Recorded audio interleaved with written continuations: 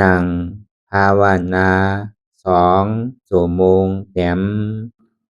พุทธังติพุทธาเจ้านั้นผู้เจมีเราไว้สาขาแลสาธุธรรมังอีพาธรรมอนัตตาเจ้านั้นผู้เจมีเราไว้สาขาแลสาธุสังฆังอีพระอริยสังฆาเจ้านั้นผู้เจมีเราไว้สาขาแลสาธุ10ต่อไปนี้รวมตีบรวมตานขันธ์ธาตุดังหาผ้าการคาอิมังอาตาภาวังพุทธัสสะปาฏิจจสามิ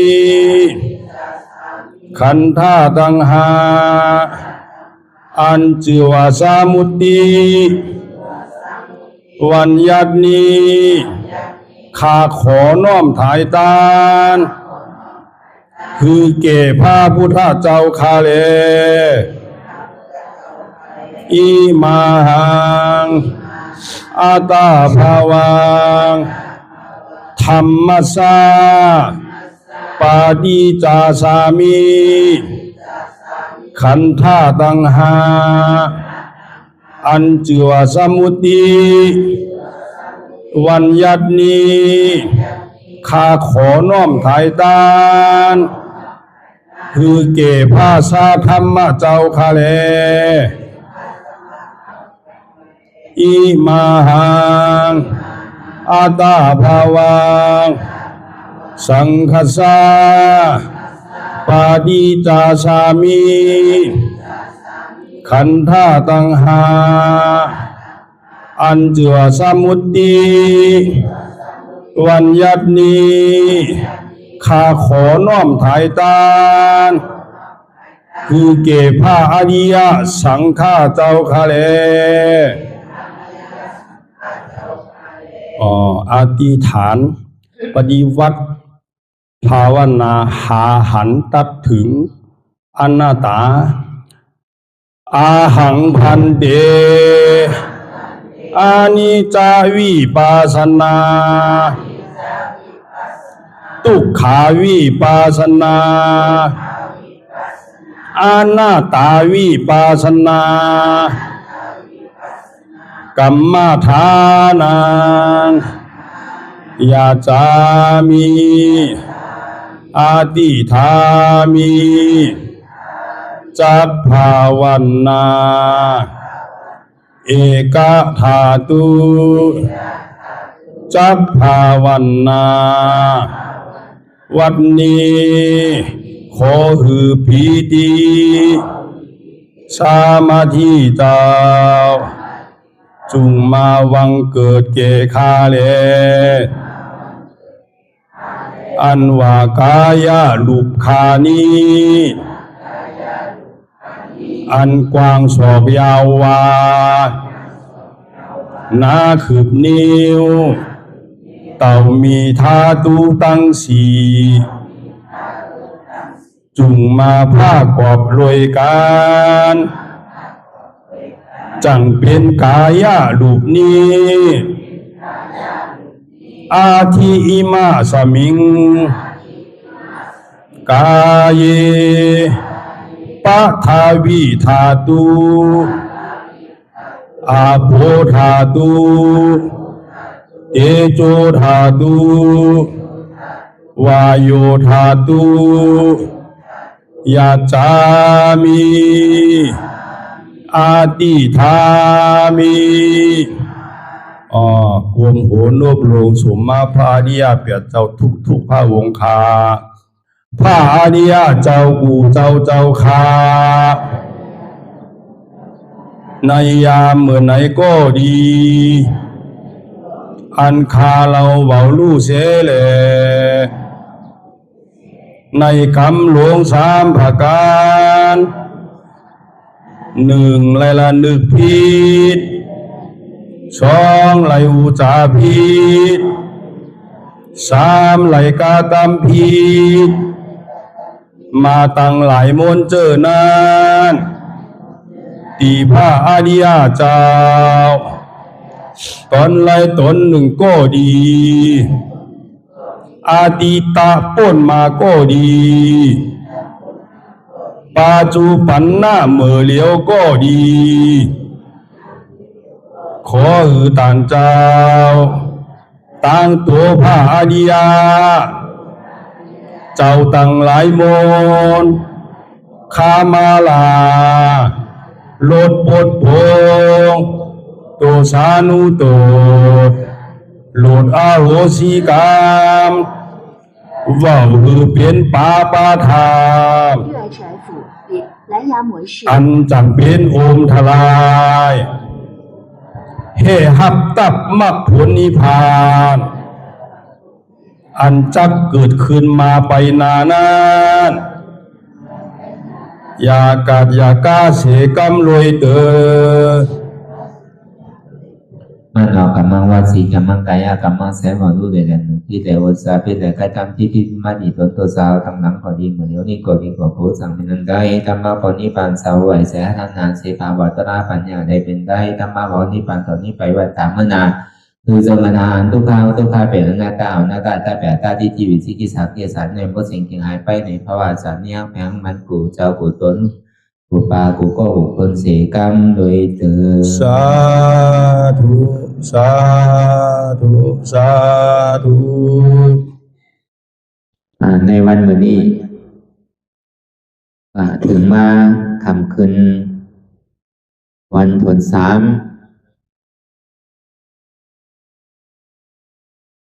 ปีพุทธศาสนาเข้ามาว่าอะไรอยู่2,569 ภาวษา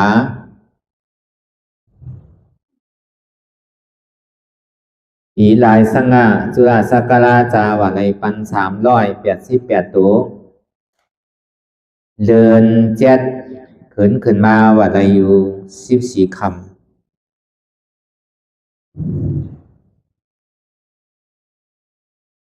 ปีคีดวันที่30เดือนเอเปรปี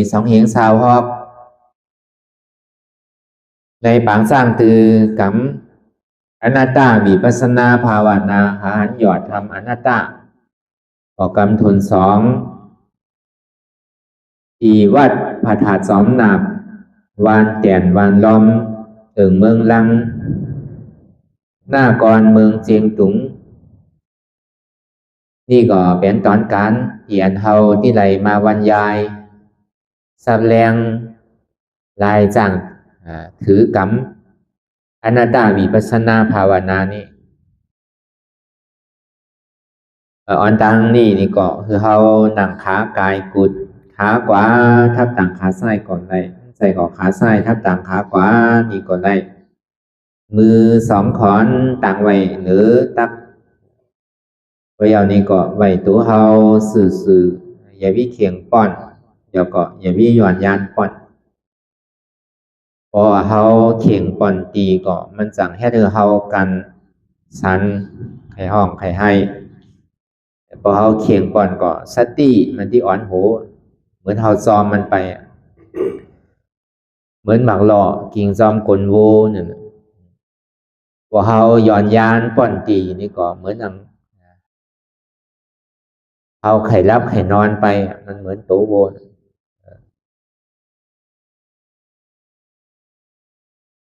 อันเข่งบนหย่อนยานบนนั่นเป็นเส้นทางปัญญานั่นเจริญปัญญานั่นเจริญปัญญาวิปัสสนานั่นก็เปิดนี่ก็คือเรารับหูเนอเปิดหูยานปัญญาเนี่ยทอมือเข้าใจดีๆเดี๋ยวก็เอาอิดเอาเก๋เอาอิดเดี๋ยวก็ดูปฏิวัติน้ำเนี่ยดูอ้อเอาน้ำอันเอาแต่ก็มันดูเอาน้ำเนี่ยอันไหนที่มันถูกออกถูกใส่ นี่ก็เอาอันนั้นเป็นธรรมเอาอันนั้นเป็นวิปัสสนาเอานั่นเป็นขออันเจริญเฮาไปเจริญนี่ปองว่าคือมันโตตอนคือมันเจริญขึ้นใหญ่ไม่สูงนั่นเอาว่าเจริญนั่นก็เปิดอันเฮาเฮ็ดการหอการเฮือนเฮ็ดการกล้าการขายเฮ็ดการให้การสนเฮ็ดการเลี้ยงดุกเลี้ยงลางเลี้ยงผัวเลี้ยงเมียนั่นนี่ก็มันเป็นการเสริมก็เปิดการเรียนเฮาเฮ็ดนั่นตามมันที่หลอดมันผิดศีลเนี่ยมันพอมีนั่นถือก่อนมันถึงที่ผิดอ่ะข้อหนึ่งก็ในศีลข้อที่ห้าตั้งแต่ปานาที่ปาตาเมาตัวใจเปิ่นตายใช่นี่ลักเอาโคของเปิ่นที่นาตานาการมีสุมิสาจาราเนี่ยมันอยากเกาผูเกาเมีเปิ่นมุสาวาตามหลัดกำเป็ดกำเหรียญเปิ่นสุราเมรยามันจะประมาณกินเหล้ากินพินกินยามายาอีใช่นี่เวลาในหาคอนี่พอว่าเฮาเฮ็ดการเลี้ยงชอบเลี้ยงโตเลี้ยงใจเฮานี่มันพอไข่หลอดอ่ะมันหนึ่งก็อันหนึ่งมันที่พิษนั่นจังหวะมันเป็นการเสริมมันเป็นการเก่าเศร้าเว้าหมองเนี่ยมันเป็นการเสริมในห้องว่าการเก่าเศร้าเว้าหมองอันนี้เรามาเหตุการณ์ทำเนี่ยเหตุการณ์เจริญเนี่ยนะเจริญในปัญญานั่นเจริญปัญญาในปองว่าก็เบอร์มันเสริมอ่ะเหมือนเราใจยังก็ยาวอ่ะมาเคมันก็หมอเซงนั่นน่ะเนาะเขาก็ดูแลมาชัดคือมันแต้มขึ้นเหมือนเก่านั่นน่ะเหมือนเขาใจโทรศัพท์ใจโพงเนี่ยใจลำโพงเปลี่ยนเขาบรรยายทำมานี่ก็พอเขาใจไปใจมานี่ก็มาเคมันยอมอ่ะดูใครมันยอมเขาสำที่ได้เสียบที่ได้เติมทางนั้นก็เปิดเขาใจหุ้นเก่าเขานั่นน่ะก็เปิดอันเขาอะไรมาเกิดในศาสตร์นี่เกิดมาห่างลีห่างงามก็ดีเกิดมามีเงินมีคำก็ดีมีลูกมีหลานน้ำก็ดีมีโอกจาโคของมีไห่มีสนมีเติกมีนาน้ำก็เปิดขอนอันที่เขาเลยหับในปัจจุบันนี่ก็เปิดอติกาลาปอนมานั่นเขาเลยแฮดไว้เขาถึงที่เลยมาจามเขาถึงที่เลยมาสวยเนี่ยนะเป็นห้องว่าความไตเนี่ยเป็นห้องว่าจามความขืนเนี่ยเป็นห้องว่าสวยเนี่ยนะสวยซุกนั่นคนเราเกิดมามันเหมือนกันนะมันก็นี่เกิดมาเงินคำพอมีไว้มันก็สำใจเขาเกิดมาเขาสำดีได้แค่เรามันบอกเกิดมาบ่มีเขาบ่แฮดบ่หาไว้อ่ะน่ะกวยกับพอเขาเกิดมานี่เขาสำมีนี่ปองว่ากุศลเนี่ยมันใจของเขามันเป็นของพ่อของแม่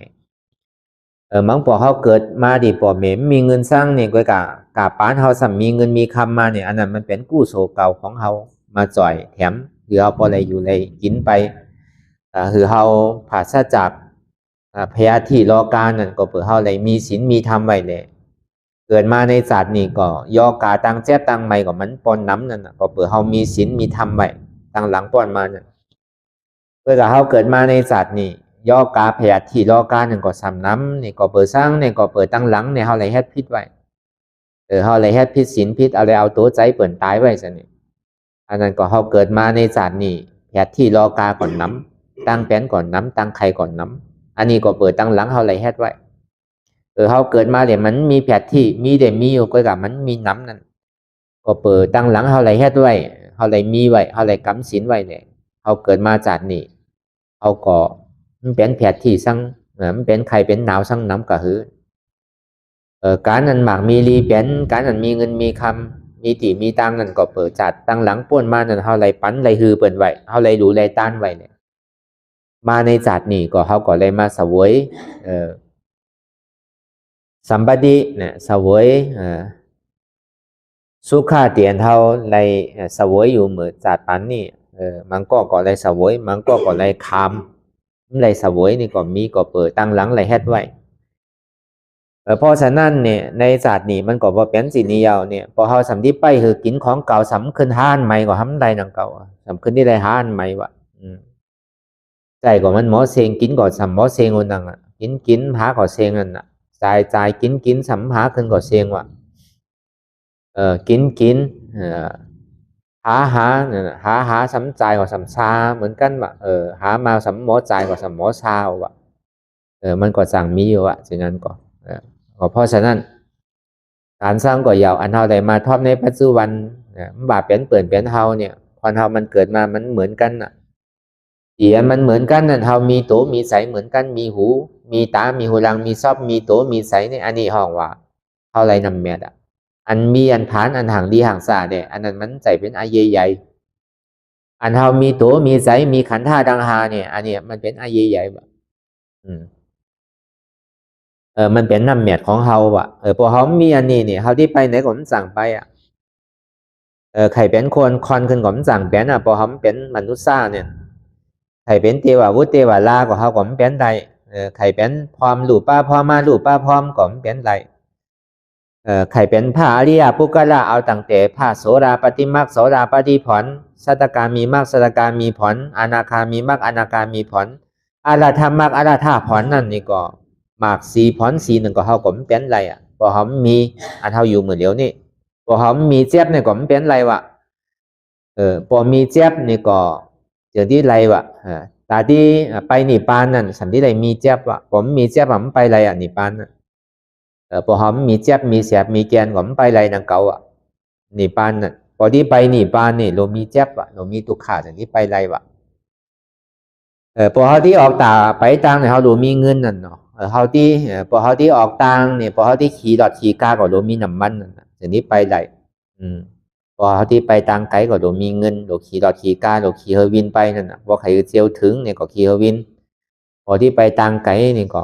เพราะว่าต่างจำก็ขี่รถขี่กาไรนั่นก็เปิดมีเงินสันที่ไปได้มีน้ำมันเนี่ยสันที่ออกต่างไรนังเก่าผมมีน้ำมันก็มันสั่งไปนั่นคอนฮอมันก็ตาที่ไปผ่านนิพพานนี่ก็เหมือนกันเหรอเขาปองใสว่าพอเขามีเจี๊ยบเนี่ยไปไม่ได้นิพพานเนี่ยตาที่สื่อต่างไปนิพพานเนี่ยที่ได้มีเจี๊ยบมีตุกข่าวพอเขายังตื่นหาลายป่ายมันอยู่ที่เนี่ยมันไปได้ก็เบอร์สร้างนี่ก่อนไหนหันเจี๊ยบก่อนไหนหันตุกข่าก่อนนั้นมันที่หันทำก่อนไหนหันทำเนี่ยมันถึงที่หันพระพุทธเจ้าวันเนี่ยจังหวะพอเขาหันเจี๊ยบก็มันหันไรนั่นน่ะทำบ่มหันตุกข่าก็คอนเฮานี่มันหันตุกข่าก็มันก็ทางว่าเขาเกิดมานี่เกิดมาในกองเงินกองคำเอาก่อนมันคุกสายไรการที่ให้ตังลีน่ะโดยเปิ่นมังก็เปิ่นหมากมีลีเป็นก็เปิ่นก็ยังเฮ็ดอยู่ตังลีเนี่ยเปิ่นก็ย้ำหลงตัวลืมคิงอยู่เลยความปามาตะอยู่เลยความอาปามาตะก็เพราะฉะนั้นเฮาเนี่ยก็แคนดีเฮ็ดว่าเวลาเส้นตังอันมันเป็นเส้นตังจิกเส้นตังซ้อมเดี๋ยวมันถึงหยอดถึงปลายนั่นเนี่ยเป็นการอันเฮาเฮ็ดอยู่เหมือนเดียวเนี่ยอันเฮาเป็นเจ้าพุทธศาสนานี่ย้อนเอาก่อมใดขอเอาก่อมใดสื่อเอาก่อมใดที่ไรเฮ็ดไรจ้างคือกรรมเหมือนเฮาเฮ็ดอยู่เหมือนเดียวนั่งอยู่เหมือนเดียวกูก่อนเนี่ยอันนี้บอกว่าเฮาเฮ็ดการมันเฮาเฮ็ดการสร้างก็อย่าเฮาที่ไรนั่นว่าเฮาเฮ็ดการนิพพานนี่ก็เฮาที่ไรนิพพานว่าก็เพื่อเฮาเฮ็ดเหตุมันไว้ก็เพื่อเฮาเจริญเหตุเจริญวิปัสสนาเจริญปัญญานั่นน่ะในอริยมรรคมีองค์8นั่นน่ะสัมมาทิฏฐิสัมมาสังกัปปะว่าสัมมาทิฏฐิต่างอันสอบสัมมาสังกัปปะต่างพิจารณาสอบเนี่ยสัมมาวาจากาวาจาสอบสัมมากรรมันตะการงานสอบสัมมาอาชีวะอาชีพสอบสัมมาวายามะความเป็นสอบสัมมาสติสอบสัมมาสมาธิตั้งมันสอบอันนี้เฮามาอ่อนกันอย่างตั้งอริยมรรค8ประการเนี่ยเพราะว่ายอดแก็บเตก็เป็นปัญญาเอามาเจริญปัญญามาเจริญศีลแล้วก็มาเจริญสมาธิว่ะเจริญนี่ปองว่าคือมันเพตื่นนั่นน่ะคือมันกว้างขวางนั่นน่ะอันเฮายามมีนี่ก็เฮาก็เพื่อคือมันมีเฮายามทอมก็เพื่อคือทอมมือเข้าใจนั่นน่ะจังหวะตาเฮาที่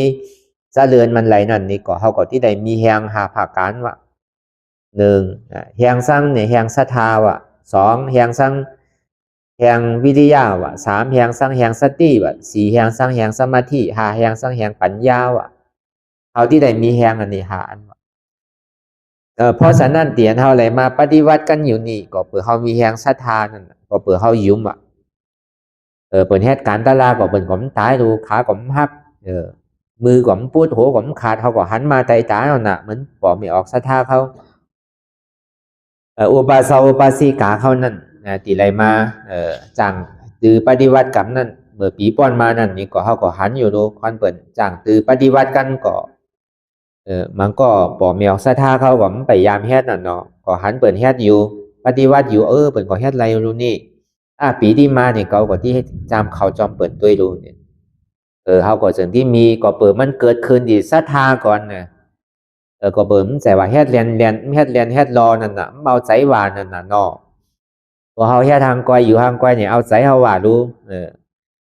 เฮาไปต้องหมังดังว่าต้องไปต้องมาถือมันเจียวเหย่ากันน่ะกูปอหอมฮู้แต่ก็ลีได้ลีอยู่ก็กับปอหอมฮู้ดีปองก็เฮ็ดซังก็มันหมอคิดติกว่าเฮ็ดอยู่ก็กะขอนอาโจมันนั่นไล่เกนั่นน่ะมันไล่เดมใส่หนังเก่าไล่อยู่ก็กะมันไล่น้ำนั่นน่ะมันไล่อีดๆกันนั่นน่ะมันไล่เตะๆน่ะปอหอมปองเขาเฮ็ดหยุมผู้สำเฮ็ดก็มันเหมือนกายไถนาหยุมไล่กินข้าวให้ปอกนั่นกายแต่มันไถนาบ้านเฮาอยู่เหมือนเรียกเปิ่นเอากายไถเอาดุนหน่อเหมือนเอาจากไถเอาน่ะมันไถอยู่ดึงวันก็เข้าเมียนหนึ่งก็มันไล่กินน่ะเหมือนนั้นน่ะเขาเฮ็ดการสร้างก็อย่าปอหอมผู้ตีปองมันก็มันเมียโจเตมีผลพระดาเตว่ะก็เปิดสร้างเนี่ยเขาเฮ็ดสร้างก็เขาโดปองมันจะมีผลอโจเตว่ะเขาก็ยามเฮ็ดมาอย่างว่ะหลายปอกหลายกรรมปอเขาวาสามานี่เขาก็อ้อนกันนอนวัดนอนวาแต่เฮ็ดไปเฮ็ดมาเหมือนเหลียวมันไข่มีนอนวัดนอนวาก็เปิดสร้างนี่วัวเขาก็โลตัวกายก็สำโลตัวหน้าก็สำโลตัวนั่นน่ะเนาะมหาศีลเนี่ยก็สำโลเขาให้เขาสนเขาหน้าเอาน่ะตาเท่าที่มากำศีลเปียดก็บ่ไข่ยาบเหมือนเมื่อปีกายเข้าไปกันต่อตุปีวัดวันใจนั่นน่ะเหมือนเหลียวนี่เจ้าเข้าเนี่ยว่ะก็เบิกควันไปขอไปเฮือนี่เป็นควันเทาไว้นี่ว่ะพอที่เอากำศีลแต่ก็คำเป็นไรเอาเขาโดดตัวไห่ตัวสนตัวนาเขาว่าอันจ่าเป็นถูกวันเนี่ยเปิดไปแฮดการกันเสียงมีกับโกนเทาไปหอไปเฮือนมันปอกกับกูหมูเขาสนเนี่ยสั่งกูเขาหัวเขาเฮือนเนี่ยสั่งกูเขาไห่เขานาเนี่ยสั่งมันก็เลี้ยงวัวเลี้ยงไก่สนิทสำนวนไม่ใส่วัวไม่ใส่ไก่ไม่ใส่ไห่ใส่สนไม่ใส่นานั่นย้ำมีเวลาตาที่เฮ็ดตาที่กำซิมอะไรเนี่ยที่เฮ็ดซื้อทางอันนี้ตัวปียอดวัดวันทรายเนี่ยมันเจ้าว่าเขาก็ในวาเนี่ยย้ำมีให้มาเอาสินเจ้านี่ว่าเจ้าเข้ามาเปิดปางกรรมฐานนี่ก็รีเตะพอผลมาเฮ็ดก็สาธุเลยรีจอมผมจอมเตะเหมือนเจ้าสมีปีเฮาวัดวันเวียงนั่นก็เหมือนกันมันเจ้าก็สาธุอนุโมทนาจอมนั่นเขาก็เปิดอันอยู่จำวัดจำวันเตะก็ตาที่มาเอาสินเอาทำอย่างเป็นหยาบใจง่ายๆนั่นเขาก็เปิดเฮาเลยดูเลยต้านก็คือนี่ก็มันแมดหรือเสียนเฮาเลยมีสินนี่มีศีลนี่แมดหรือเสียนเฮาเลยรู้เลยต้านทั้งว่ากาขันมันนั่นนำตอนพรดีมันนั่นอันเฮามีศีลมีธรรมนั่นน้ำคึกแค่มหรือเสียนเฮาเลยรู้เลยต้านทั้งว่าเพื่อกับเฮามีศีลลายๆก็เฮาอย่าปีทาไว้วางใสเตอว่ะมันเป็นเตียนป่อนตุขาได้เตว่ะปกติเอาสร้างแตกเมื่อปานพระพุทธเจ้าเฮานั้นมีในเมืองสาวัตถีอยู่ในป่าเจตวนาอารามของอนาถาปิณฑิกาสัตถีในรูตานไว้มันก็มีนะเหมือนนางอุปาสาวอุปาสิกาอุปาสิกาผู้เป็นนางหอคำนางมหาเทวีนางมันดิกานั่นอันนี้ก็มันเลยรู้เลยต้านไว้เตนานาใจว่าต้านเก๋เข่งกันต้านว่ะในวันในเมืองเนี่ยคอนวันคอนเมืองก็ต้านพอเมื่อผูกมาคุณหอคำก่อต้านนั่นแหละเหมือนเฮามาต้านเขานำโภชนาอาหารเตียนเฮาไหลมาจากปฏิวัติกันเนี่ยหันเปิดต้านก็เฮาไข่ต้านนั่นน่ะเนาะหันก็เปิดหันเปิดดูเปิดต้านเนี่ยเฮาก็โหมโจไม่เฮาก็สำไข่ต้านซ้อมนั่นน่ะเหมือนจะนั่นน่ะเข่งกันต้านว่ะวันหนึ่งคุณหอคำก่อต้านพอเมื่อฝูงมาคอนวันคอนเมืองก็สำอ้อนกันพร้อมกันเนี่ยแหละต้านซ้อมว่ะตอนนั้นเปิดเป็นคุณนอกคำเนี่ยเปิดยังไข่ไรกูโซอันเฮาสัมเป็นข่าววันกวนเมืองกันเนี่ยเฮาสัมติมต้านนี่พอเฮาเกิดมาทางศาสตร์นาแต่เฮาขันที่ตุกข่าหรือนี่แท้งอันเปิดเป็นคุณเป็นเจ้านี่เปิดย้ำเสียลายเปิดยังหูจักหลูจักตานอยู่เขาก็สัมคอยกันนังเขาเพราะฉะนั้นนี่ก็อ้อนกันเข่กันตานว่ากันนี่แฮดไปแฮดมานี่คุณนอกคำประเสนที่กุศลมังนั่นไข่การเอาตานซื้อก็เข้าก็ตานที่เฮาเป้เข้าไรเอาคุณนอกคำสำคอยว่านี่คอยคอนวันคอนเมืองเฮาตานก็คึดเข้าเอากันหนังเหงาไว้คุณนอกคำนั่นกันนี่ก็เป็นเมมันมหาเทวีนางมันลีกานั่นแต่นี้ไปถามเจ้าโพว่าเจ้าปีเฮามีหลองสร้างคานี่เป็นสร้างเนี่ยมันหนังเหงาไว้สินี่มันมีหลองตางกัดใสอีกหนึ่งนี่เป็นหลองสร้างคาบอกเนขันนางไรอยู่5เนี่ย มันใจเป็นหลองสร้างเนี่ยว่าขอเบอร์สร้างเนี่ยคอนวันคอนเมืองอันเขเคียงเฮาว่าเฮาตานอันไหนเขาก็ตานอ่ะอันเฮาตานอันไหนก็เฮาก็จังเจนจ้าจือมือผูกมือหือที่ตานจือนังหือมันบอดี้ลีเหลือเสียคอนวันคนเมืองเขานั่นเป็นห้องตานเลยลองหมาหน้านั่นน่ะเนาะมันก็ลีอยู่นางเกานางมันลีกาจังว่ามันที่ไปหยาบสร้างเจ้าปีเนี่ยขาที่ขึงไงขาที่ป้องการไงอีพี่ไม่ใส่เนี่ยว่าอันมิวอันคอนวันคอนเมืองเขามีเนี่ยเขาเฮ็ดอะไรเนี่ยมีขาหมอเจนจ้าเอาไว้เป็นปุ่นพรคาดอกคาที่เฮ็ดนี่ว่าก็เลียพอนางเป้ใส่สินั้นก็นางมันลีกาเนี่ยสิ่งที่ว่าพอเป็นสินั้นนี่ก็ปางเอาพระอรหันต์ทั้งเสียงก็เปิดเป็นคุณน้อคำนั่นเนาะไข่ปางซื้อกับปางอะไรมันมีอาณาอำนาจโลเอาไว้อาณาปัญคานางที่เหตุการณ์ไกมือฝูงมานี่ปางเอาเป็นพระอรหันต์เสียงว่ะหาปากตอนนี่ใจเป็นพระพุทธเจ้านะเป็นพระที่หมดกิเลสาทั้งเสียงเอาพระพุทธเจ้าเป็นประธานว่ะมีอยู่หาปากไป1 ปา 1 ตอนว่ะปางมาเมื่อปางมานั่นอย่าพี่คืออย่างติ้นมาว่ะคือขี่จ้างกูเจ้าอ่ะคือเอาหนังเนื้อจ้างไหนแหละมาในหอเอาอ่ะห่างแฮนเขิงจ้างดีเป็นโคเงินโคคำไม่ก็หางแฮนจ้างเฮมาห่างแฮนมาเฮมาอย่ากดสิ่งที่มีนางใจเข้าจอมหลังมามีเสนาอามาตย์เข้าจอมหลังมาแค่สิ่งนั้นก็เนี่ยอันที่กราบซ้อมอันตาที่ดูตันเขานำโภชนาอาหารนั่นก็คือเป็นหวานคำเชียงๆว่ะหวานโยโย่อย่าไปเอาอ่ะหวานธรรมดาเนี่ยมันอย่าไปเอาอ่ะคือเป็นคำเชียงๆว่ะจอนก็คือเป็นคำว่ะทูก็คือเป็นคำเชียงๆว่ะก็นำก็สร้างถึงเป็นคำเชียงๆกำเร็วว่ะอันนี้เขาเป็นใดว่ะคนหวานคนเมืองนั่นเขาที่เขตเนี่ยมันจังเขตอะไรว่ะก็ห่างแฮนสินั่นน่ะก็นี่ในเกกังผ่าอรหันต์เขานั่นถึงที่มีกบวกเนี่ยเปิดมีน้ำหอมเหมือนมีน้ำหอมเหมือนเลี้ยวเปิดเอาน้ำชาเนี่ยเป็นห้องไม่จันขาวนั่นน่ะความหวานความใต้ในห้องว่าน้ำชาขาวนั่นน่ะความเฮาจำห้องว่าไม่จันหอมนั่นน่ะมาอยู่ในกางเกนั่นน่ะก็เอามาหินเนี่ยแหละเอามาช่วยว่ะช่วยเหมือนสันนักคานั่นน่ะช่วยเอาก็พอมันช่วยนั่นน่ะกินมันนี่หอมพอไปตรวจในวางหอเสียงว่ะอย่าก็เอาวีผ้าถืออันไหนมันขาดอันไหนมันจุดเอาใส่ทางกินอิ่มกินลอยขาเนี่ยว่ะอันไหนมันยอมไปก่อนตากใส่จากนี้กันอรหันต์เข้าก็สัมเป็นพระอรหันต์เสียงสัมเอานางซุมเข้าให้แหละนางขาดใจเข้าในป้าได้แหละเอาวีปันหนังคือแหละติ้มพอนไม่นั่นน่ะของว่าเมืองกาลาเนี่ยปกัดก็กัดนะปอไม่ก็สัมไม่นาโลไม่หรือเฮาเป็นหลายปุ่นมันเหมือนขิงเหมือนเลี้ยวเนี่ยพอไปแอลเนี่ยไม่นะเปิ่นสั่งไปแอลพอบนแอลเขากัดไปแอลเมืองอินเดียเมืองกาลาน่ะพอแค่สิ่งนี้มายาวนี่ก็ของดูของตานก็เป็นอันเทียมอันเหลียบก้อยๆแบบมีอันที่คอนวันคอนเมืองเขามีนั่นน่ะเขาเอามาเฮ็ดมาดูมาตานเสียงๆว่าพอเป็นสิ่งนั้นก็คุณหอคำนั่นจะที่ห้ามใจว่านางมันลิกาเนี่ยเทียมเตะหมอว่นเตะมีไพ่เข่เขียงอะไรว่ะพอถึงวันเมื่อผูกมาเนี่ยจ้างตัวหนึ่งของเขามีดูขาวันก่อนเมืองนั่นวันเงินวันคำของเขามีดูจึงที่เป้ออกเป้ใส่เปล่ามีไพ่ขึ้นอะไรเอานี่ว่ะพุทธเจ้าเขาจึงนี้ยอกยองว่าปานพระพุทธเจ้า10นี่ที่มีอะไร1ปอกให้ว่าก็ยองย่อลองการตานะลองการดูการต้านเขานั้นคึกเตะกวยกาเป็นสีนันเสดานี่ก็เหมือนซ้ำนางมันดีการนั่นที่บางสายใจไปนั่นเป็นห้องที่นอนเพไปนั่นที่เสียงกำไปนั่นมันเจ้านั่นคุกสายอะไรวะอะไรรู้ได้ตันน่ะก็เบอร์ช่างก็เปิดว่าพอไหวกาขันก็ฮึกะพอมันไหวกาไหวขันเลยมีเจตนาเด็ดๆเนี่ยก็ที่คุกสายไรอยู่นั่งเก่าก็เปิดคุกสายไรวะสามไปคุกสายไรมันไรเปียดโผมันคอเลี้ยวไว้นั่งเก่าก็มีน้ำนั่งเก่าเพราะว่ามันไปอาบน้ำอาบซักเนี่ยมันไก่เอาหมาไปอาบจอมติ๊กไก่ไปเรียนหมาติ๊กว่ะในห้องน้ำนั่นมันสามีหูปองว่ะในห้องน้ำนั่นการนี่คุณหอข้ามประเสนที่กุศลมังนั่นสำอยู่ในหอเสาเดียวแหละอันมันสูงลงพอมุงตัวมาเนี่ยนางมันดีการในตึกอาบน้ำให้แหละตึกเรียนจอมหมาอยู่ว่ะมันก็ใจลำนะว่ะมันนางเนี่ยให้ทั้งเนี่ยใจเบิกเรื่องว่าเป็นตันนี่เป็นถึงนางขุนหอข้ามเก้ากันยอกยอง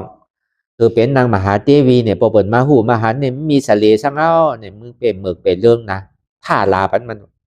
นางมันลีกาเนี่ยสัมมีปัญญา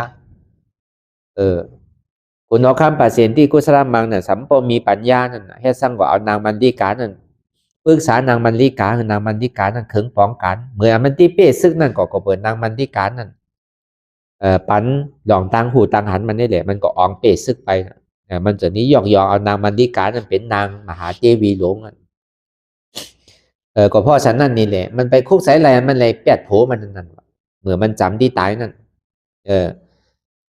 การนี้มันก็สามีปัญญานั่นนะเจ้าเขาก็ฮูเลี้ยงเนี่ยมันจังเฮ็ดหนาเฮินเฮาแตกกันมังปอกเนี่ยมันใจเมียวหันกว่ามันหมอหันมันหมอเลี้ยนน่ะขานังแฮดเมียวน่ะขานังแฮดนี่ว่าอีแต่มันแฮดอยู่มันสำเลี้ยนโผมันว่ามันแฮดว่ามันได้แฮดว่า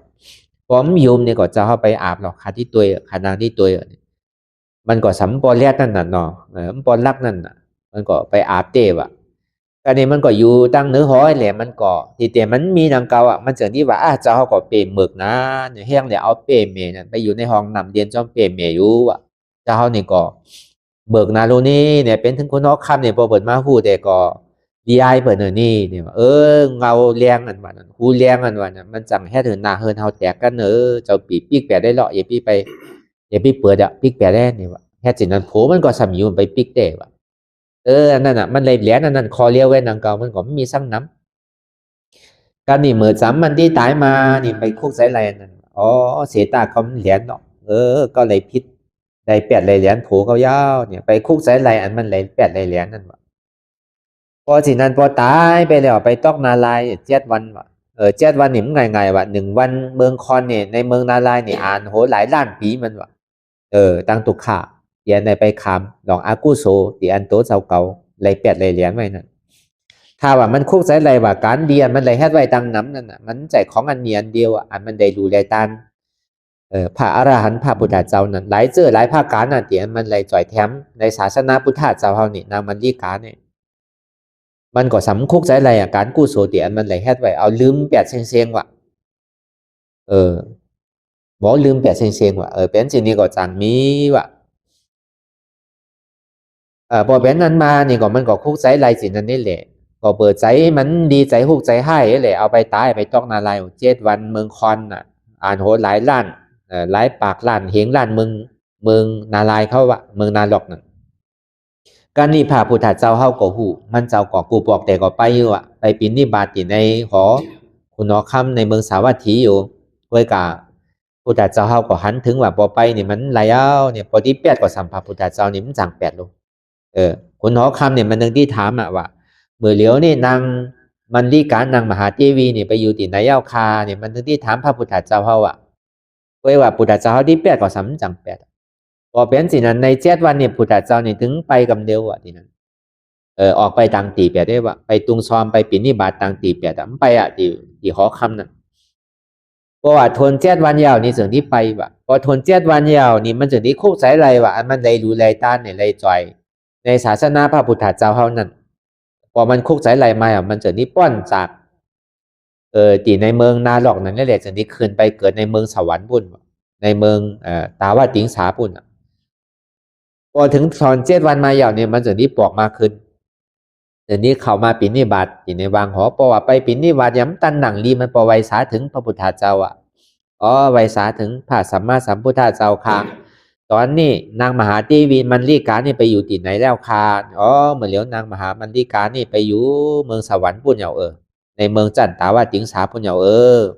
คุณนอคำสัตตากาคุณนอคำเนี่ยไปอยู่ปุ่นเหยาวะมันก็สาธุโจมดาวะเพราะว่ามาวันตั้งนั่นเนี่ยมันสัมพุทธเจ้ามันสั่ง8เราไปอยู่นาลายเนี่ยมันที่เป็นเด็กที่ไปกับเดียวที่มันยุ่มกับเดียวพุทธเจ้าเฮ็ดตังลีตังศีลบ่ตันนี่ได้รู้แลตานน้ำบ่ตันนี่สามารถไปต้องนาลายอยู่แต่มันที่มันยุ่มพุทธเจ้าเนี่ยก็เปิดสินั่นเพราะว่ายังตึงเป็นพุทธศาสนาอยู่นั่นเนี่ยมันยุ่มศรัทธามันนี่มันหมอเปิงเพราะว่ามันมาตุ่มเติดใจเนี่ยมันหมอเปิงพร้อมไปเป็นพระอริยปุกลาเตินั่นจังว่าการยุ่มย้ำพุทธเจ้าพระธรรมเจ้าพระสังฆเจ้าที่มันเหิงเกิงนั่นผมไปเป็นพระอริยะนั่นมันยังตึงหมอเกิงอยู่การเตียนเฮาหักบ่หักแมนว่านั่นพอเฮาย้ำไปย้ำมีลูกนั่นอย่าไปยุ่มพอเฮาเหมือนไหนมีลูกมาเฮาจังที่ฮู้อันเฮาเป็นพ่อแม่หักลูกนอกกะหืออันว่านั้นก็เบอร์สินั่นก็เบอร์นางมันลีกาเนี่ยมันย้อนศีลที่ปอกเมาศีลที่ปอกตานเตอยู่ก้อยกับศีลนี่มันยามกรรมที่ปอก ก็เปิดสินั่นน่ะที่ปึงอิงเหลือเสียตาหน้าอันเดียวก็แต่ว่าอ่อนเขาป่อนตังตุกขาไหลว่าก็นี่พอเขามาแตกเหมือนเดียวดูสับเปลี่ยนสื่อการดูการตานเขาเหมือนเดียวนั่นมันก็มีดังนั้นมันบอกเขาที่บวชผ้าปีกตุเขาที่บวชสังรองซะนี่เขาที่เขามีลูกมีร้านปีที่มาเนี่ยที่บวชปีนี้เขาพอเลี้ยงหมูไว้เอาน่ะเขาพอเลี้ยงวัวเลี้ยงกายไว้เอาลูกพอเขาที่ซื้อมันสำคัญนั่นน่ะเนาะเอาเลี้ยงวัวเลี้ยงกายเลี้ยงหมูไว้เอาน่ะเลี้ยงแปดเลี้ยงไก่ไว้เอาน่ะปีที่มาเนี่ยเขาถึงปีนี้เปิดถึงเขาน้ำปีที่มาเนี่ยเขาที่ถึงคนหลายปากเขาโดเลี้ยงหมูไว้น้ำโดเลี้ยงวัวเลี้ยงกายไว้น้ำเนี่ยปีที่มาเขาโดขาวัวขาไก่โดวัวช้างร้องเอาน่ะโดวัวผ้าปีกตัวน่ะการตั้งดีแต่ดีอยู่กับอันเท่าเฮ็ดนั่นจังว่าเฮาเฮ็ดการสร้างก็ยาวอย่าเป็นนิดอาสากสายใจเปิ้นมันสิที่เป็นกู้โซเพราะว่ายังตึกเอาอาสากสายใจเปิ้นตายวันนี้มันเป็นกู้โซไรชิ้นข้อหาของมันตึงว่าไว้ตั้งแต่หงเอามันกำเดียวว่าปาหน้าที่ปาตายอย่าไปเอาตัวใจเปิ้นตายนั่นพอไข่ลูกไข่ต้านเนี่ยก็มันก็เฮ็ดอะไรอยู่ในวันในเบียงก็เปิ้นเฮ็ดกันอยู่เหมือนเฮามาเปิดปางตาลาเหมือนเหลียวนี่น่ะการเฮ็ดต่างเรียนว่าเฮาเอาอาสากสายใจเปิ้นตายนั่นน่ะมีสร้างก่อเปิ้นขายในกาโตเปิ้นเฮ็ดไว้เรียบร้อยเฮาโดมาซื้อมาเฮ็ดกันรู้อันนั้นมันจะได้หลอดเพหลอดภัยไรวะ1อย่าพี่คือหูไรยินวะ2อย่าพี่คือมักตาไรหันวะ3อย่าพี่คือไรหลาดวะถึงที่พิษวะตัวผ้าก็เหมือนกันเพราะว่าเฮาได้กินมันจะได้หลอดเพหลอดภัยวะตัวผ้าสังฆาก็พอเฮาไรยินว่าอ๋อเมื่อผูกมาเนี่ยก็ที่แหมไก่ก็ที่แหมหมูหลูปันตัวปีเข้าก่อนหลูปันผ้าปีเข้าก่อนพอไรยินก็กินก็พิษวะนะผมได้ยินเนี่ยมันเป็นสร้างวะพอสำไรหลาดว่าเมื่อผูกให้กินเนื้อหมูให้กินเนื้อไก่นี่ก็พิษนางเกาวันนั้นมันไรแฮดก็ไรหลาดก็พิษนางเกากันนี่เขาสำไรหันว่าหันเป็นตึกแหมมูลนั่นเนาะพอเขากินก็พิษนางเกาอันนี้ก็มันดีโกดีกลางนางเกาพอเขาหมอเฮ็ดหมอจ้างหมอตือกรรมก็เขาเฮ็ดแต่เฮ็ดว่าการดีวดพาปีกตุต่างนำต่างทำเฮ็ดการดีก็กะเขาสำเอาสากสายใจเปิ่นขาดตายสินี่เนี่ยมันเป็นกู้โซอันนั้นเป็นอากู้โซแปดวะก็นี่พอจำเมื่อเขาที่ตายมาเขาเลยดูเขาเลยเฮ็ดการดูการตานน้ำเอาดูเลยวดพาปีกตุก่อนน้ำได้ตั้งทำก่อนน้ำไรตานันนี่อันนาก่อนน้ำด้วยกับมือเขาตานเขาสำเอาสักสายใจเปิ่นตายหมูก็ตายย้อนเขาเป็นหลายตัวของผู้เป็ดไก่เนี่ยตายย้อนเขาเป็นหลายตัวของผู้วัวไก่สั่งตายเป็นเท่าหลายตัวของผู้อันจ้านั่นมันที่มาตืดฉันเขาพอเขาคุกใจอะไรมาพอมึงบวชผ้าปีกตุมึงต่างทำก่อต้องไรตายก็เปิดมึงต่างทำก็เปิดมึงบวชผ้าปีกตุนั่นก็บ่ได้ตายย้อนมึงว่าอันจ้าเป็นผีเป็ดผีไก่ชานี่ผีวัวผีกายผีหมูจะนี่ที่มาตืดว่ะมันดีอ่อนหอลองดังไตว่ะเหมือนนางมันลีกาในตัวโลมันย้ำแค่นั้นมันย้ำจังเอาอาสากสายใจเปิ่นท้ายนั่นไปเสือเอาในกาดแกมันจังเอาไปหนีดอาสากสายใจเปิ่นยังไปต้องนาลายนี่อันเท่านี่แขนที่ตานถือแขนลีโก้เพราะว่าถึงเบอร์เปลี่ยนมาเนี่ยมันคุกใส่ไหลมวดว่าอันเท่าแค่สั่งไว้นั่นแค่การดีกว่าเพราะว่ามันดอดเพมันดอดในสินหานั่นก็มันเป็นการดีไว้ว่ะปานาดีปาตานั่นน่ะเขาย้ำหลอดนั่นน่ะกำน้ำมันหลอดน่ะเนาะเอาตัวใจเปิ่นตายไปน้ำรู้สุรามีอะไรมาจาประมาณนี่ก็มันสุดหลอดรู้ว่าเขาแค่การดีการดูการตาเนี่ยเขาซ้ำเลี้ยงอาสากสายใจเปิ่นกาเนี่ยเขาซ้ำเลี้ยงเราเลี้ยงยาจะนี่ก็มันพิษสินหมด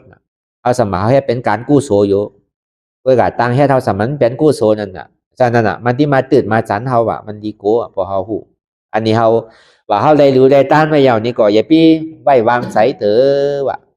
อันดูตานมาลายแกแต่มันวันเขาป่อนต่างตุกขามวันหรือป่อนอาปายาภูมิดังสีไรวะมันจังจุงจันเขาลงตั้งไตวะกลับเมื่อเลี้ยวขั้นห้าโดปวดพาปีกตู่3 วัน7 วันบถาเอาน่ะเปิ่นสอนสื่อทำความสอนของผู้ท่าเจ้าเนี่ยเป็นสื่อนี่ปานเป็นสื่อพอแฮดลีไรลีเป็นสื่อแฮดท่าไรหายเป็นสื่อเอาย้ำพูดตีปองมันน่ะบัวดาวเจือเอาเสียงมันแกดู3 วัน7 วันของบถาเอาน่ะพอซื้อก่อนน่ะมันเป็นกู้โซมันเป็นนาเป็นตาสินั่นแกมันจะเป็นกู้โซเตะพอขัดไรกู้โซเตนั่นคือมันหลอดชิ้นหาจากนี้เป็นกู้โซแค่สร้างก็ยาวให้กันดีเนี่ยเดี๋ยวนี้เป็นกู้โซอะไรวะเพราะว่ามันหลอดเนี่ยมันเป็นอากู้โซแปดวะมันขัดไรนาไรตาอะไรวะมันจะขัดไรกู้โซวะพอขัดไรนาไรตาเนี่ยมันจังวะพอขัดไรนาไรตาจานนี่เดี๋ยวมันจังวะแต่ตั้งนานมันได้ก่อยขาเมาลีนี่อ่ะถึงที่ไรหับมันอ่ะอันนี้ตัวแตกตัวอย่างมันเหมือนนางมันที่กานั่นซึ่งเปลี่ยนมันอันนั้น อันนี้มันใจเป็นไพ่เตียสนามาเนี่ยเป็นพระพุทธเจ้าเขาเตียสนามากำเดียวมันรีโก้ดันนั่นอย่าพี่ว่าเขาเลยดูเลยตันเนี่ยเป็นเตียนไหววางใจไรเอานี่ก็ย้ำไปไหววางใจไรตือว่ะก็นี่มีสีแนวรูนี่ก็ไหววางใจไรห้านี่ก็ย้ำไปว่าไหววางใจไรตือว่ะเหมือนเมื่อกูบอกเมื่อพระพุทธเจ้าเขายังตัดสรู้ยังอยู่นี่ยังมีอาสาใช้ใจอยู่แหละยังอยู่ที่ในเมืองคงกลางเมืองควันอยู่นั่นถึงที่มีตู่ปาหนึ่งว่ะมันก็ศีลมันเตะเจ้าปานนี่มีศีล2 ปาก27เนี่ยคอหนึ่งก็มือตอกว่ะแต่ที่ทิ้งไรศีล2 ปาก27เนี่ยมันง่าย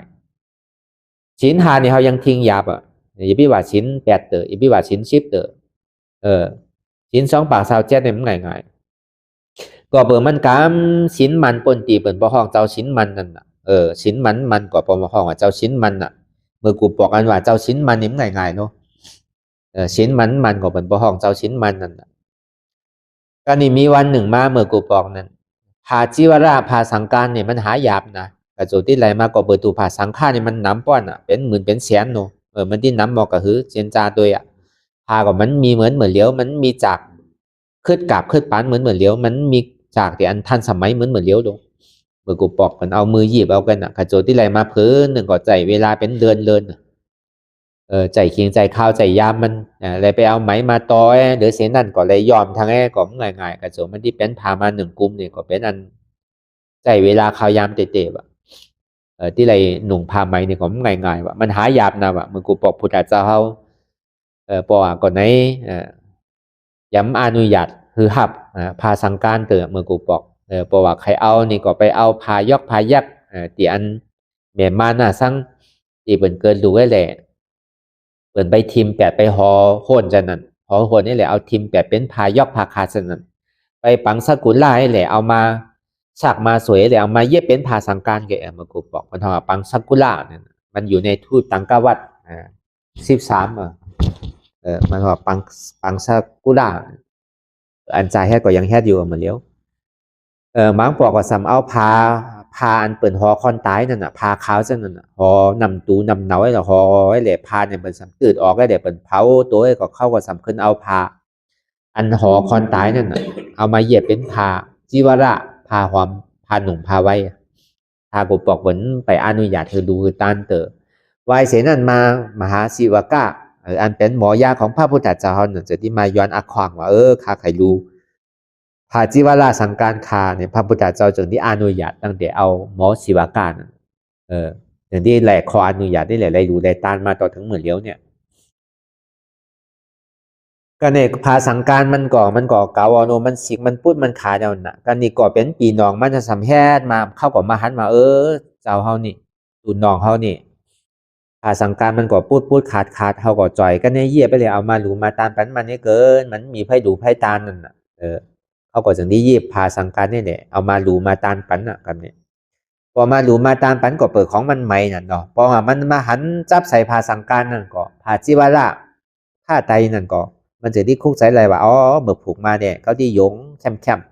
ไว้ผ่าดีๆแหละที่หยับปลา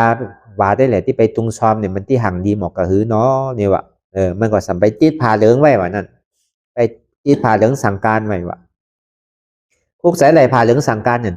ดีว่ามันคุกใจอะไรสินเดียมันกำไว้มันบ่ตันนั้นใจนี่ไปติดพาสังการเอาเนาะใจโมหะนี่เกิดเอาน่ะไปติดพาสังการเอาน่ะพอไปที่พาสังการเนี่ยสีนั่น2 ปาก27เนี่ยมันลืม8สิ่งๆก็นี่อยู่ๆไอ้แหละกึ่งกลางแป้นไม้เลยเอาตาย8แบบนี้อยู่ๆไอ้แหละเป็นไข่เป็นหนาวเลยเอาตาย8ขึ้นนั่นนี่วะมันเลยนัวน่ะพาสังการนั่นอ่างที่หนุ่มมาฝูกมาเจ้ามาที่ไปปินนิบาตเนี่ยที่หนุ่มใหม่ๆนั่นเอาตาย8อันนี้พอไปตาย8สัมไปเป็นมีเนี่ยจับพาสังการมันเอาวางไว้เช่นนั้นก็นี่มันตึกเป็นพาชิวราอันใหม่อยู่นี่แหละพาสังฆาเข้าจากนี้มาก็เนี่ยมาผัดชุมนุมกันเนี่ยว่าพาสังการอันนี้ก็เจ้ามันก็ตายไปยาวเขาถูกที่ปันไพ่ก็ถูกที่ปันก้อนไหนก็เขาก็ถูกที่ปันก่อนไหนมันมีพาก็เขาดูเอาแจกปันกันพอเป็นสิ่งนั้นเสียงมินมันออกมาว่าพาสังการเก่าไพ่ใหญ่พี่เอาไพ่ของยินเก่าเสียงนี่ไปถึงดิหูพระพุทธเจ้าพุทธเจ้าเขาได้ยิน ถึงที่ห้องเอาเจ้าอนันตามาเนี่ยก็บอกเขารู้ว่าสังการพาสังการจีวรานั่นอย่าพิธาเอาไปไหนเตออย่าพิธาแจกให้เตอว่ะผมไปป่อน7 วันเนี่ยอย่าพี่เอาแจกให้เตอเอาไว้ดินั้นกำหนึ่งก้อนนี่ว่ะมันสัมตายเป็นเจ้าศิลมันนี่แหละไปเป็นมินไปพาเลื้งว่ะก็เปิดมันค้างพาเลื้งวันนั้นน่ะบอดี้บาเตนเนาะค้างพาเลื้งกูเปิดเอาไปใจนั่นน่ะเพราะว่ามันไปพิษพอเจ้าไหนปานไหนเอาไปใจเนี่ยมันสันที่ไปใจลำหางเจ้าปานนั่นน่ะที่ไปแค่ทางเจ้าปานนั่นน่ะที่ไปอยู่จอมเจ้าปานนั่นน่ะพอเป็นสิ่งนั้นมาพอมันตายเป็นมีเนาะมันสันที่ไปตอกนาลายทางว่ะก็เปิดพาพุทธเจ้าเขาหันถึงสิ่งนั้นนี่แหละไปหามไปว่ะจังหวะใน7 วันนี่พระยาพี่เอาใจไปที่ไหนเนี่ยเหมือนสิ่งนั้นน่ะถึงมาเหมือนยามเลี้ยวเปิดไก่วานนั่นน่ะพาเขาเดี๋ยวสั่งครัวเดี๋ยวสั่งเหมือนหนังตู่ผ่าเข้าบนตายไปสันเนี่ยอย่าพิธาเอาใจเตออย่าพิธาเอาเวียงไพ่เตอผมป้อน7 วันนั่นกูมันจังเปลี่ยนสินั่นอยู่รายเดี๋ยวเปิดเอาดู7 วันเนี่ยก่อยเอาปอกมากขึ้นก่อยจุนมากขึ้นผมใจเนี่ยกูมันไปเปลี่ยนมินเปลี่ยนสั่งอะไรไปปีดอยู่ในผ่าเหลืองสังการมันนั่นก็นี่พอถึง7 วันเนี่ยก็มินนี่จะดีตายว่ะพอตายเอาเหมือนอัน7 วันมันดีตายมันจะดีคุกใจเลยว่าอ๋อก็นี่มีศีลมีธรรมโน่นนี่เฮียงแต่ก็มาอยู่มาติดอยู่ผ่าเหลืองนี่มันมีอาโจสังโน่นนี่ผ่าเหลืองกันอย่างเงี้ยมันจะดีว่นคุกใจอะไรศีลที่มันมีไว้แหละพอมันตายเป็นมินเนี่ยก็ขึ้นไปในเมืองสวรรค์ไปอยู่ในเมืองจันตาวาติงสาขึ้นจึงได้ตายแหละไปอยู่ในเมืองสวรรค์ว่ะพอเป็นนั้นมานี่ก็พาถึงสังการเนี่ยจึงได้อาบเอาปันเจ้าไหนถูกที่เอาก็จึงได้เอาอ่ะจังหวะเขาใจใหญ่อันมีศีลก่อนมันย้ำไปคึกเตอว่ะอันเขายามมีศีล5เนี่ยสร้างศีล8เลยสร้างศีล10เลยสร้างศีล9เลยสร้างจะเนี่ยย้ำไปคึกอันเจ้าอันมีศีล2 ปาก27เตอมันก็ยังจังร้องจังลืมอยู่ว่ะตอนนั้นมันไปอยู่กูวันอันเขานี่หึงเอามาเอา1 ปอกกันน่ะเหมือนเขาไปนอนวัดนอนวานน่ะเอาศีล8เลยสร้างศีล5เนี่ยสร้างจะเนี่ยบางปอกเขาวัดเขาว่าเนี่ยหึงให้เลินรับเลินบนถึงที่ไปบางปอกปี1 ปีก็ย้ำเขาวัดที่ปอกก็มีเลยเสียว่าเขาเหมือนออกว่าเขาไว้เหมือนฮอตนำกันหนูปี1 3 ปอกบางปอกย้ำเป็นอะไรก็ปี1 3 ปอกกันนะเขาไปเอาศีลเอาธรรมนั่นอันนี้เป็นสัมมีอยู่กูวันเนี่ยยังเป็นสินั่นนี่แต่บางปอกเขาเอาศีลไปย้อนศีลหาปอกไปปานาดีปาตาเมาตัวใจเปิ่นตายอาทินาตาน้ำหลักเอาโคของเปิ่นกาเมสุมีสาจาราหลักเอาอยากเอาโผเกาเมเปิ่นอุสาวาตามบากกำ8 กำแดนสุราไม่ได้มาจามกินเดาเมายามาย้อนศีลเนี่ยปอกไปเฮินเนี่ยเอาไปเวทป้าลงไปฮับป้าหาหอยเอาเนี่ยย้อนเดี๋ยวย้อนเนี่ยปอกไปเฮินปอกไปแห่ทางเอาน่ะอันนี้ก็มีดังน้ำโนอาทินาตานาเขาหลักเปิ่นเมื่อกะเขาเอาเหมือเปิ่นพันเนี่ยเปิ่นก็ของคนหลักนางเก่าพอเปิ่นพันเป็นของโจรว่ะทีนี้ก็จังพิษนั่นน่ะเอาอย่างกำในโจแก็บโจข้าวเลยน่ะเมื่อเรากำศีลในวานเนี่ยก็เหมือนกันน่ะศีล8ศีล9จะเนี่ยบางปอกเขากำให้ตัวเต็มมายอนเนี่ยก็ปอปองอ่ะน่ะพอหนูไปตัวไห่ตัวสวนตัวนาหนูเหมือนเท่าหวานนั่นน่ะอันนี้เขายังแค่โจกเก็บโจกข้าวไว้อันเป็นอยู่อันโหเรือนโหปีมันน่ะมันยังจังหมอหลงหมอลืมอะไรน่ะมันง่ายๆทางเก่าอ่ะศีลนั่นหวานก่อนที่ไว้วางใส่อะไรว่าศีลนี่ก็ไปว่าไว้วางใส่อะไรเต๋อนี่ว่าศีลนั่นก่อนจังโกเป็นเหมือนหนังตู่เจ้าบ้านนั่นจังไปต้องนาลาไปเป็นมีนอยู่ในผ้าเหลืองนั่นก็เนี่ยอันเท่าไรสมาธานั่นรู้เนี่ยเท่าไรสมาธาสมาธิฌานสมาวัตสีเนี่ยอารูปสีจะนี่อภิญญาณ5จะนี่ต้องไหววางใสอยู่5เนี่ยพอมันยังตึงเปลี่ยนสมาธาอยู่นี่ก็มันหมอลู่เหมือนดังเทวตัดนั่นก็ยังลู่ไหลวินเหนืออากาศกลางหาวก็ได้ดำดินก็ได้ฐานเฮ็ดตัวใหญ่ตัวหลงก็ไรน่ะเทวตัดนั่นก็เฮ็ดไรอยู่มันก็ตัวพุทโธอะไรฌานสมาวัตก็วินไรอากาศไรลำลินไรนังเก่าเทวตัดก็ถึงวัยนั้นมาก็สำดูนังเก่าไรสมาธาก็สำต้องนาลายนังเก่าเหมือนเทวตัดนะก็เปิดได้เอาผาตินพุทธาเจ้าเฮาออกเดือได้แหละแผ่นดินอ่อนไหลอื่นลองไปอยู่ในนรกมหาอเวจีต่อถึงเมื่อเลี้ยวเนี่ยที่เปิดเหลือเสียสมาธาอันคอนติไรสมาธาป้าเมื่อพระพุทธเจ้าเฮานี่มีเตวิรายาเสเตวิรายาฤาษีเลยอาราระยาสีเลยมีอยู่3 เจ้าเจ้าเมียนั่นเทวิรายาเสรายาเสอุตกาฤาษีมีอยู่3 เจ้าอันนี้ก็ตายไปก็ไปอยู่ในเมืองอารูปพรหมพุทธเจ้าเขาก็จังไปโปรด พุทธเจ้าก็มันจังไปโพดก็เปิดมันอยู่ไว้เจนั่นน่ะในดูปนามขันธ์ห้าเนี่ยมันมีเจนั่นน่ะมันมีอันหนึ่งอันเดียวมันก็มีสัญญามีหยงมีวิญญาณมีเวทนาเมื่อนางบางหินน่ะไปอู่สั่งก่อคำหู้ตีปองมันน่ะพุทธเจ้าก็มันจังไปโพดไรที่ว่าเอาสมถะก็มันเป็นที่อันเยาไว้วางใจไหลว่าปอมเหมือนไหนเดี๋ยวไปหันวิปัสสนาอย่าไปปิกอบายภูมิดังสีไรเนี่ยอย่าไปไว้วางใจเถอะว่าเอาไรดูไรต้านก็อย่ามีศีลเกิดก็อย่าไรสมถะสมาธิก็มันยังหมดดูหมดแล้วไรว่าอยู่อยู่ได้แต่อย่าไปว่าอย่าไปไว้วางใจเถอะต้องว่าอันเอามาเหตุการณ์จ้างถือปฏิวัติกันนี่ก็คือเฮาปอคุ้งใจไหลใครใจถึงอย่าไปไว้วางใจเถอะอันเฮาเลยแค่สั่งไว้ก็มันเป็นที่อันอ่อนเฮาป่อนตังตุกขาไรอันที่อ่อนเฮาป่อนลองตังตุกขาไรเนี่ยอันเฮามาแค่จ้างคือภาวนาอยู่เหมือนเดียวเนี่ยอันเนี้ยที่อ่อนเฮาป่อนตังตุกขาไรพอเปิดเฮาใจติดใจจับใจแปลนสั่งเอาน่ะพอมันแจ็บก่อนขึ้นมือแกนมานี่ก็มันใจของเก้าบนดองเจนจ้าดองดุกดองร้านก็มีหลุมมีร้านมีหอมีเฮินมีปีมีน้องก็วางไว้ยาวในเวลา11 วันนี่ก็ดิ้มเข้าใจสั่งยาวเข้าใจไม่ใจหลงหอหลงเฮินสั่งยาวอ่ะนี่ก็เขาก็ไว้วางไว้ในเวลาข่าวยามเตียนเฮาหนังปฏิวัติภาวนานี่ก็อันเนี้ยมันเป็นทวนเจริญไปดังน้ำบอกขึ้นดังหลังพอเฮาฮัดนี่พอเฮาฮัดจุนโตจุนใจจุนเจ็บอะไรอย่างนี้ก็เฮาถ้าเป็นอัตตาที่ขาดต้องยาววิจิกิจสาขาดก็อภัยภูมิดังสีเนี่ยมันที่ปีกแปดกำเร็วพอมันปีกแปดยาวนี่ก็ถึงที่เป็นก้อนไปดังนามันมานะบอกขึ้นดังหลังพอเฮาตายยาวนี่ก็ถึงที่ขึ้นเมืองสวรรค์เป็นนั้นอ่อนตังสุดไปเสวยในเมืองสวรรค์ก็ขึ้นถึงเมืองดูป้าพ่อมาดูป้าพ่อมาหอดถึงพระนิพพานปุ่นมันบอกขึ้นมาแต่ที่มาเตปฏิสันที่ในตองเมก็มีแต่ที่ดอกอภัยภูมิดังสีเนี่ยมันบอกปีกแปดแล้วพอเหมือนไหนเดี๋ยวเราไหลปีกอภัยภูมิดังสีแล้วก็ใครเป็นซื้อก็ปล่อยมันนะครับนี่โตแล้วสองที่ว่าอันการนั้นเรามาจ้างถือปฏิวัติอยู่นี่เราถูกยีแฮดกันกูก่อนนั่นก็เปิดมันเป็นการศาสนาพุทธเจ้ากุสูนั่นก็เปิดมันเจ้าไข่อ้อนเฮอซาบาซาตังโลกตั้งหลายม้วนนั่นเฮเลยป่อนตุกขาเลยถึงสุขาติกาเย็นนั่นผมใส่ว่านังนี่แหละคือมันปอไรนี่ปานกับเร็วกว่ามันใส่นังเขาเลยเอาอัตตาที่หูซึ่งหลวงตัวนี้มันเป็นอัตตาที่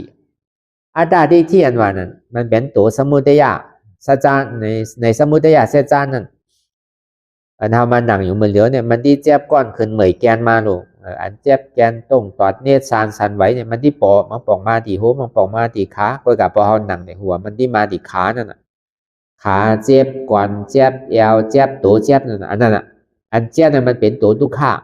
มันเป็นผลของทุกข์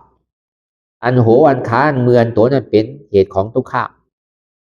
เป็นจองเหตุมันเป็นตัวอัตตาหนังกำเดียวอัตตาว่าเป็นหัวเก้าขาเก้ามือเก้าตัวเก้าใจเก้าเจ็บเก้าเนี่ยอัตตาเนี่ยมันเป็นตัวอันหันพิษเนี่ยเป็นสร้างเป็นมีสาติที่เนี่ยหันว่ามีหัวมีขามีมือมีตัวมีใจมีเจ็บ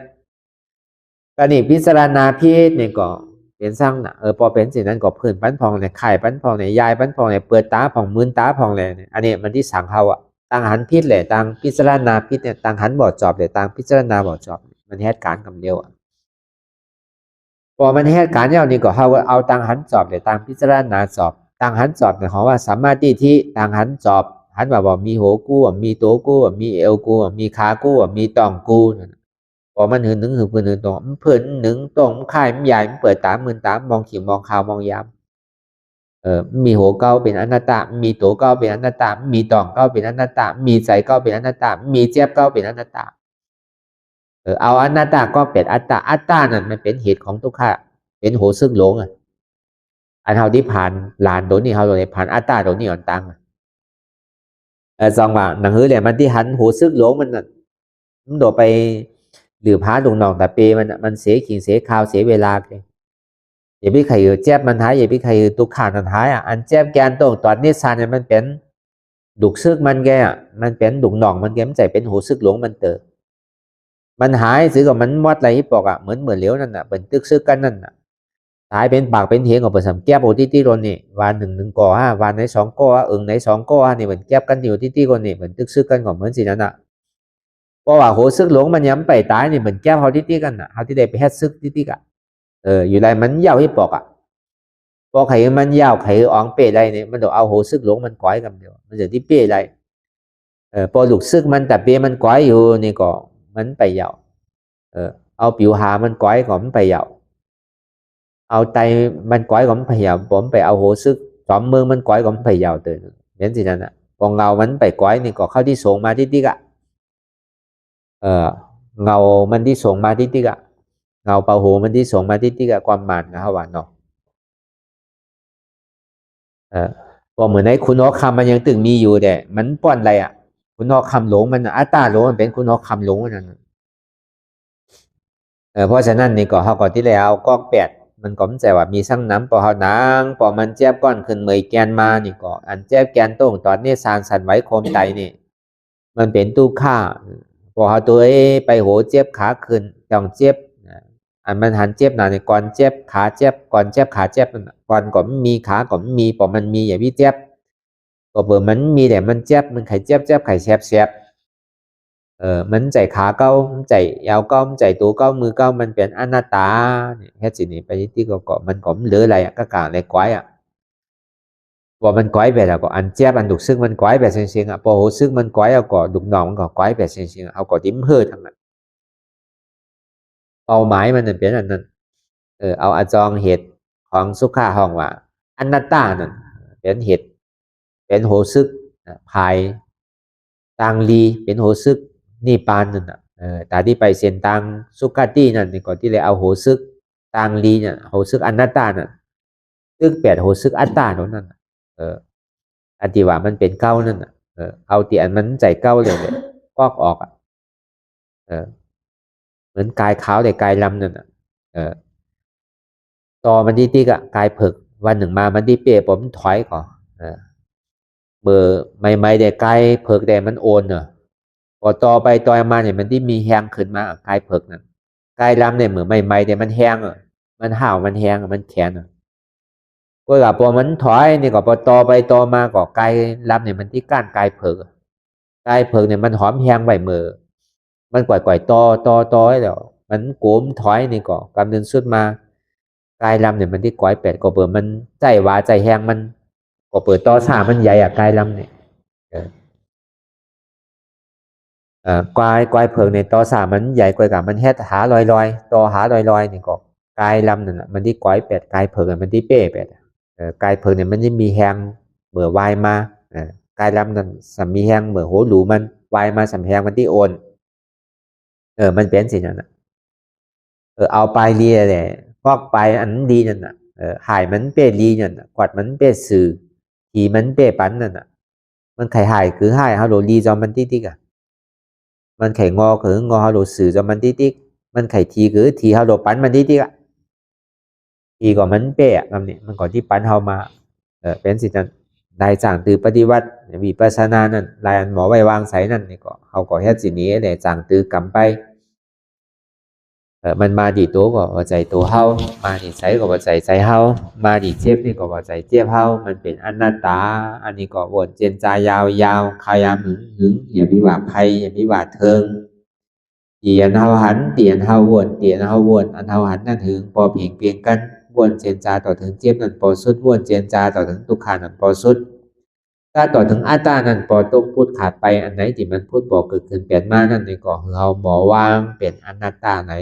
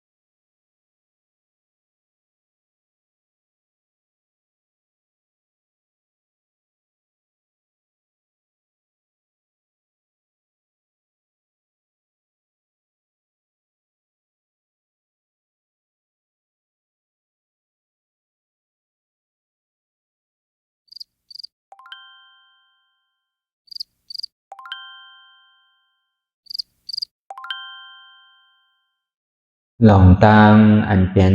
อยู่ทุกสื่อทุกอย่างอย่าคลองคำไปที่ใส่หูถอดถอนออกที่ใส่หูมันออกเสียงก่อนสภาวะไหนก็ดีหลองตังอันไหนก็ดีอันเกิดขึ้นมาที่โตที่ใสที่เสียบฉะนั้นถอดถอนออกที่ใส่หูมันออกเสียงสภาวะอยู่ถักสี่ภาการเสื้อนั้นแจบแกนโต้งตอดนิดสานสันไหวคอมไปไม่กระดอนแข็งสู้ตุ๋มซับยายซึมหยอดเกิดลับสภาวะอยู่ถักสี่ภาการเสื้อนั้นตีหนามถัดไปหูจักตีอัตตาไปยึดไว้ว่ามีโตมีใจมีเจ็บฉะนั้นเฮาหมอวางเป็นอนัตตาไหลลองใส่อันโค้งผิวอยู่อันเฮาวนดึกวนเหลืออยู่เป็นเรื่องเป็นราวอยู่สนั่นสั่งเฮาถอดถอนออกที่ใส่หูมันออกเสียงก่อนยอมกึดยอมออกยอมลงอันเฮ็ดให้เฮายินดียินให้ส่วนนั้นอารมณ์เสื่อถึงใจถึงขอไว้มันยึดไว้มันเป็นทุกขานั้นปล่อยวางออกที่ใสหูมันออกเสียงก่อนลองเจอเป็นทุกขาเลยลองย้อนถึงใสหลายอย่างอันเกิดขึ้นมาตีโตตีใสตีเจ็บฉะนั้นปลดวางยาวเสียก่อนก่อยค่ายย่ายลายหนึ่งขึ้นพอยาวนี้ก็ค่อยเปิดตามึนตาลอยนี่เป็นการปฏิบัติธรรมค้นหายอดธรรมมันเกิดขึ้นดีโตดีใสดีเจ็บบอกอันค้นหาเหตุหักเงาจองทุกขาตรงนั้นต่อจากนี้ไปนี่ก็เฮาก็ที่ได้ส่งเมตตาถึงสรรพสัตว์ต่างหลายก่อนสาธุสาธุสาธุ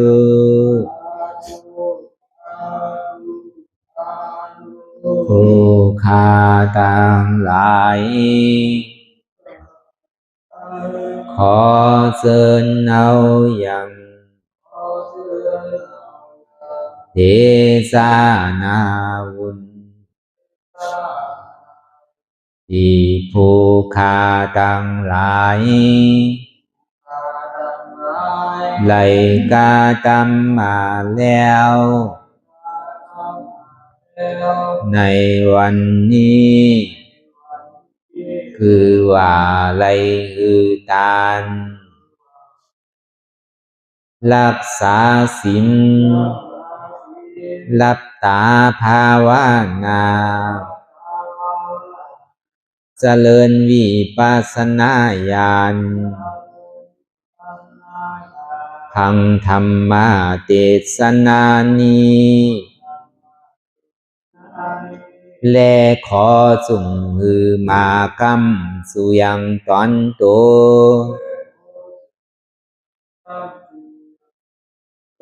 แห่งผู้ฆ่าตั้งหลายมน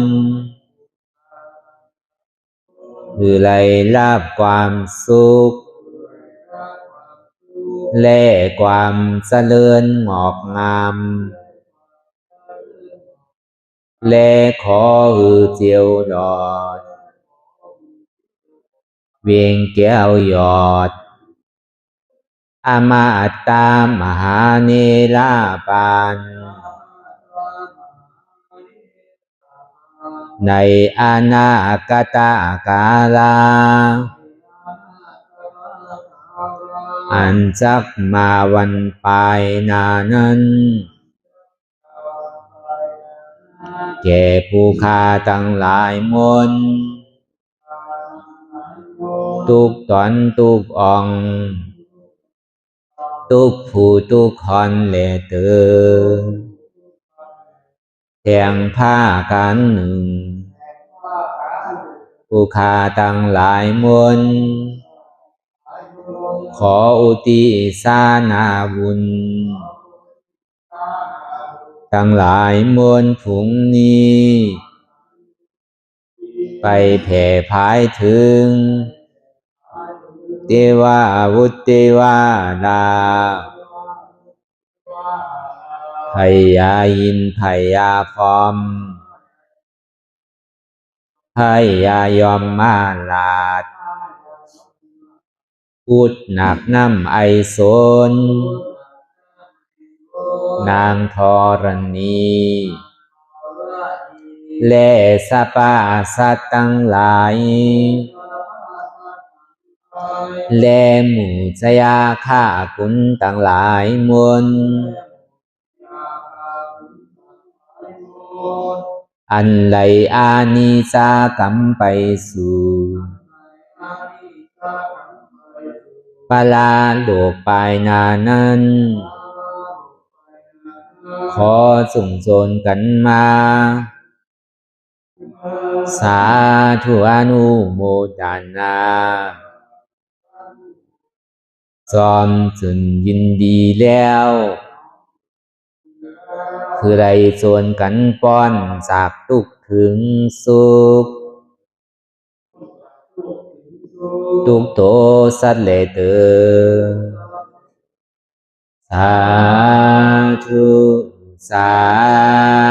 ธุสาธุอิตังมิปุญญังอาสวะคายังนิพพานังวะหังโหนตุมาปุญญาภากังสเปสัตตานังสมาลาพันตุอิตังมิปุญญังอันเราขาไหลมาถือกรรมปฏิบัติวิปัสสนาภาวนา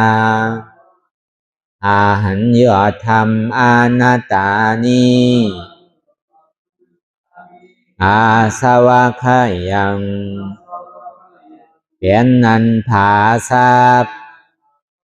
ตัดเปียดอาสวะสี่ภาการเสียแล้วเนี่ยนิพพานังติพานิพพานันผลตุคือไรถึงเสกรรมขามาปุญญังภากังขอนดีอันคาได้มานังวิปัสสนาภาวนาส่องยืนปันสเปสัตตานังแต่เอาป่อแม่พี่น้องญาติกาผู้ว่าอุปาสัยอาจารย์ครูสลาสั่งสอนมิตรเสี่ยวสหายและสรรพสัตว์ทั้งหลายมวลสมาลาพันตุคือไลลาบานีสองผ่อนบุญกับลอยผู้คาทั้งหลายมวลเสกรรมลอยเติมสาธุสาธุสาธุอิมังดานากัมมังนิปานาปัสสายโยนตุโนนิสังอิมังศีลากัมมังนิปานาปัสสายโยนตุโนนิสังอิมังภาวันนากัมมังนิปานาปัสสายโยนตุโนนิสังยังกินจีกุสาดังกัมมังกาตาปังกัมมังสาเปหิกาเตหิ คาตังปุญญังโนอานุโมดันตุสุนันตุพุนตุเยเจวะอัสสามิงทาเนอาทิกัตตาติขายุกาสัตตาหุนตุสัพพะสัตตานังสุขิยาตานังปานิหารันตุมาตาปิตาสุขิตาหุนตุทุกขาปามุสันตุสัพเพยาติกาสุขิตาหุนตุทุกขาปา